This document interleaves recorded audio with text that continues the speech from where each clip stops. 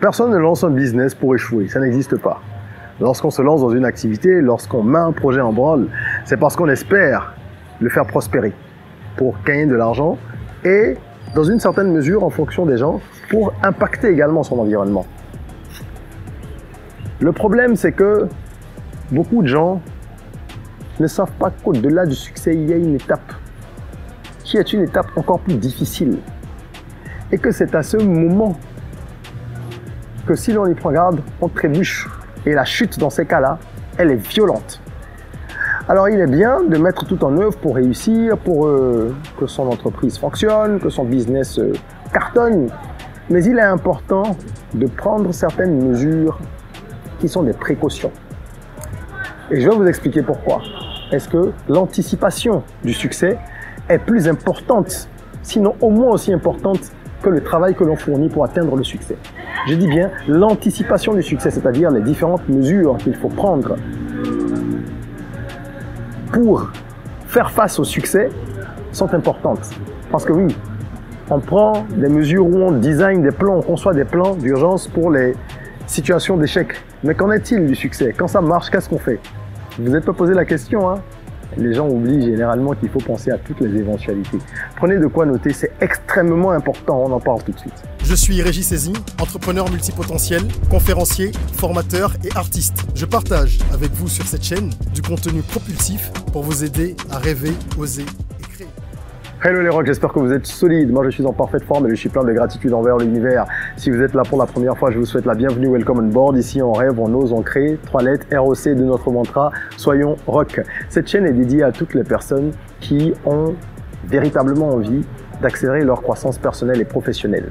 C'est pour ça que nous parlons de mindset, de développement personnel, nous parlons d'entrepreneuriat, de business, d'éducation financière. Et même quand on analyse l'actualité, certains faits d'actualité, c'est toujours avec ce prisme-là, business mindset, d'accord? Parce que je pense que c'est important que nous travaillions sur nous-mêmes et qu'on travaille sur nos projets. On doit travailler sur les deux. Alors, aujourd'hui, je vais vous parler d'un phénomène qui est courant et qui malheureusement vient saper certains succès.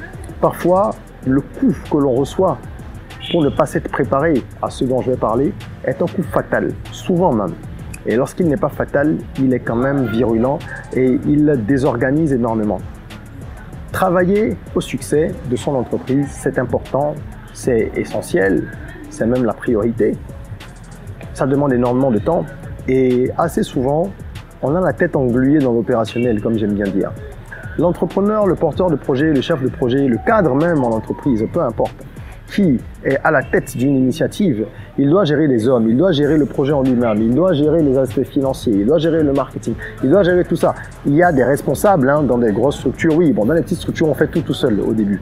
Mais quand ça grossit, il y a des responsables. Malgré qu'il y ait des responsables, vous êtes un chef d'orchestre, donc vous êtes impliqué dans la gestion, on va dire, multipartite d'un projet, d'une entreprise, etc. Ça fait que souvent, la tête dans l'opérationnel et peut-être un peu dans le stratégique pour certains, on n'arrive pas à voir venir certaines choses. Et ce que l'on souhaite, lorsque ça a fini par se produire, comment est-ce que l'on s'en sort? Comment on y fait face? Parce que oui, le succès, il faut savoir l'affronter.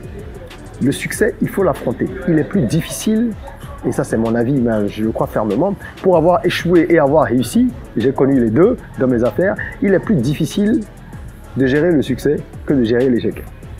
Après, moi, j'ai un certain mindset. Certains me diront, non, c'est plus dur pour moi, les échecs. Bon. Le mindset, c'est la base aussi. Pour un entrepreneur, si vous n'avez pas un mental d'acier, vous ne pouvez pas y arriver. C'est pour ça que dans notre programme d'accompagnement pour entrepreneurs, qui s'appelle le Business Rocket Camp, qui est un programme intensif, qui aide vraiment chacun à faire décoller son business en Afrique, dans ce programme-là, il y a une part belle qui est faite au mindset.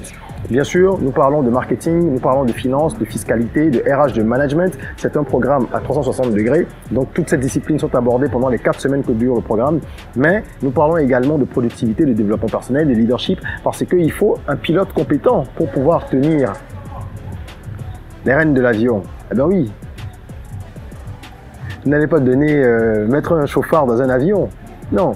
Donc, si vous avez une superbe idée, un super business, mais que vous n'avez pas les compétences personnelles qu'il faut, au-delà des compétences techniques, le business va capituler. Voilà pourquoi le Business Rocket Camp, c'est un programme unique que nous avons pensé pour vous, avec des masterclass, des webinaires, des séances de coaching personnalisées, des outils inédits qui vous permettent de mettre en pratique ce que vous allez apprendre, d'accord? Et ce programme-là, il va démarrer dans quelques semaines. Les inscriptions sont ouvertes. Il ne reste plus beaucoup de places. Donc, inscrivez-vous car les places sont limitées. J'en parle parce que c'est totalement lié au sujet du jour que je suis en train d'aborder et qui concerne l'anticipation. Dans le programme, nous allons parler également de la croissance. Comment est-ce que vous abordez votre croissance? Voilà le point que je vais évoquer. Quand on parle de succès, ça implique la croissance. Si votre business fonctionne, si votre projet fonctionne, qu'il soit formel ou informel, vous allez vous retrouver dans une situation où il va falloir croître. Ça marche, on grossit. C'est ça. Le business marche, personne ne s'assied et dit « Mon business marche, c'est bien, je veux pas aller plus loin. » Enfin, je veux dire, c'est rare. L'expansion, c'est quand même quelque chose de naturel chez l'homme. On veut faire mieux, en tout cas pour des gens qui ont de l'ambition.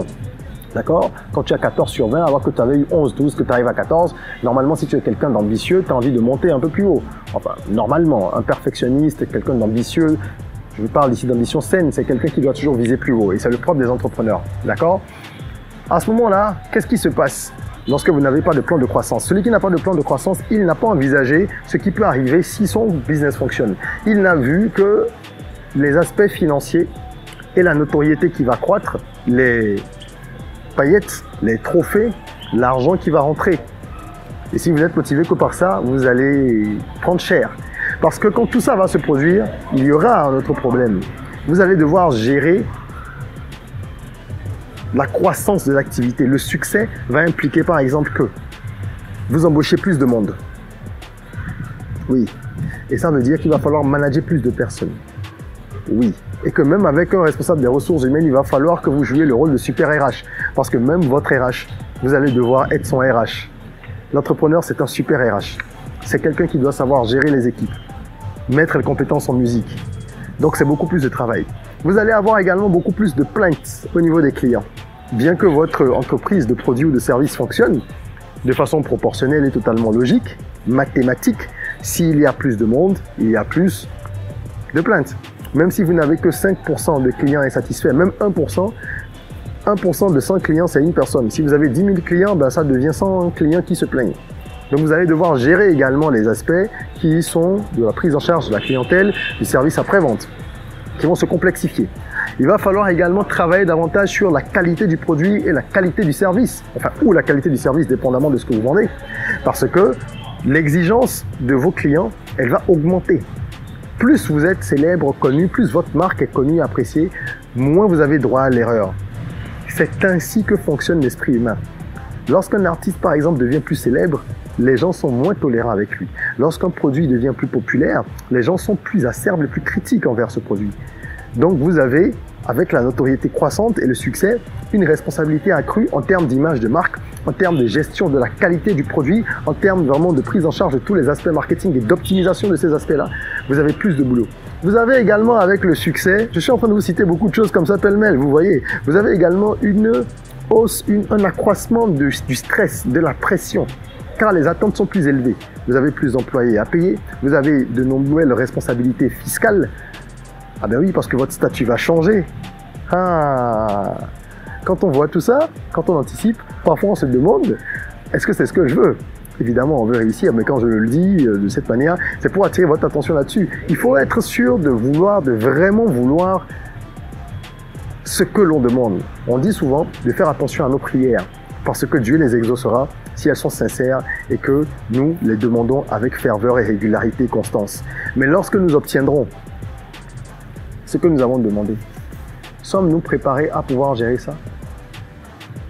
La femme ou le mari que vous avez demandé, lorsque vous l'aurez, que l'univers vous mettra sur votre chemin la personne que vous avez demandé, ou qui correspond à ce que vous avez demandé selon certains critères dans votre pensée, ce que votre subconscient a envoyé comme message.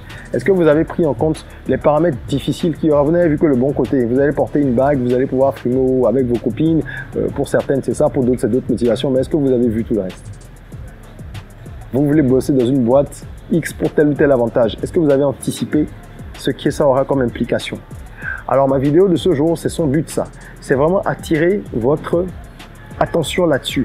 Le succès entraîne des changements. Chaque bénédiction a son lot de contradictions. Chaque bénédiction a son lot de contradictions. chaque bénédiction a son lot de contradictions. D'accord? Donc il faut faire attention à ça et inversement, hein, chaque contradiction a ses bénédictions. Chaque difficulté également porte les germes, d'accord, d'une bénédiction. Donc ça c'est vraiment une question de mindset. Il faut apprendre à voir le verre toujours à moitié plein et à se demander ce que l'on peut tirer de chaque situation. Mais il faut surtout anticiper. J'étais dans un restaurant hier. C'est une enseigne qui fonctionne assez bien et qui est connue pour justement avoir une qualité de service, on va dire, plutôt bonne si on ramène ça à la moyenne catastrophique de nos environnements en termes de qualité de service.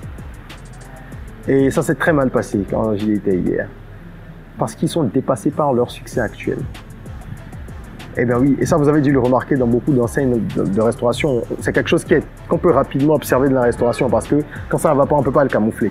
D'accord? Des plats qui sont moins bons, un service qui traîne trop, des serveurs qui vous parlent mal, c'est des choses qu'on ne peut pas camoufler. Dans ce business-là, ça se voit vite. Et donc, cette enseigne a été victime de son succès. Elle s'est retrouvée à ne pas pouvoir gérer le flux de clientèle qui abonde du fait de sa réussite. Et ça devient problématique parce que elle est en train d'accumuler les mauvais points. Et quand ça commence comme ça, si vous ne redressez pas rapidement la situation, vous aurez des problèmes sérieux. Ouais. Parce que il est difficile de remonter la pente quand on est monté et qu'on a chuté. En fait, quelqu'un qui est en bas, monter est moins compliqué pour lui que quelqu'un qui est retombé et qui va remonter. On dit que le plus dur, c'est pas d'y arriver, c'est d'y rester. Hein. La réussite, et j'épouse cette idée, je ne sais plus de qui est cette phrase, mais j'épouse cette idée, le plus dur, c'est pas d'y arriver. La réussite, c'est pas le plus complexe en fait. Hein. Pour quelqu'un qui travaille, qui prie à sa façon, qui met de l'intelligence dans ses actions, cette personne finira à un moment ou à un autre par trouver sa voie et à prospérer dans une certaine mesure. Tous les doigts de la main ne sont pas égaux, certains vont prospérer comme ça, d'autres comme ça, mais il ne peut pas échouer s'il met en branle tout ce que j'ai dit. Travail, mise à contribution du talent, investissement, prière, pour ceux qui sont croyants. Et quand je dis prière, c'est pas que pour des gens qui vont à l'église ou à la mosquée, chacun prie à sa manière. Il y a des gens qui prient en méditant. Avec tout ça, vous avez beaucoup de chances de réussir, mais comment maintenir le cap? Et c'est pareil dans la vie personnelle. Donc le succès, c'est quelque chose de très challengeant. Est-ce que tu es sûr de vouloir réussir? Est-ce que tu es préparé au succès? Es-tu préparé au succès? C'est la véritable question qu'il faut se poser. D'accord? Moi, dans mes affaires, dans plusieurs de mes entreprises, j'ai commis cette erreur par le passé. On n'était pas prêt, le succès est arrivé très rapidement et puis on n'a pas pu gérer certains aspects. Parfois c'était de l'ordre des ressources humaines, parfois c'était de l'ordre de tout ce qui va être aspect financier, gestion financière. Et puis tu te casses la figure royalement, mon ami. Royalement. Bon, et puis si tu es dans un environnement, ce qui est souvent le cas dans nos pays où les gens ne s'aiment pas beaucoup, malheureusement on ne se soutient pas, je veux dire psychologiquement, moralement, ben, dans ce genre d'environnement, les gens vont regarder ça comme un film. Hein. Si tu rechutes, ils vont regarder ça avec beaucoup de plaisir. Parce qu'ils n'étaient déjà pas contents que tu sois monté. Donc, prenez ça en compte. Et sachez que le succès, ça se prépare. Le succès, ça s'anticipe. Et ça s'encadre. On se prépare au succès, on ne se prépare pas seulement aux échecs. Les gens disent j'ai un plan B, j'ai un plan C, si ça ne marche pas, là je vais faire ci. Ok, mais si ça marche, qu'est-ce que tu vas faire? Est-ce que tu as le plan, la continuité du plan A si le plan A marche? Ah, je suis certain que parmi vous, il y en a beaucoup qui ne se sont jamais posé la question. Donc j'espère avoir pu attirer votre attention sur cet aspect qui est quelque chose d'un peu insidieux et parfois sournois même, hein, un aspect un peu sournois de la réussite, parce qu'on n'anticipe pas, ça arrive, on est content, et puis avec l'euphorie du succès, de la réussite, l'euphorie des grandes réalisations, des performances, on se retrouve à ne pas prendre les mesures qu'il faut pour justement faire face à toutes les nouvelles exigences, qui sont nombreuses et multiples.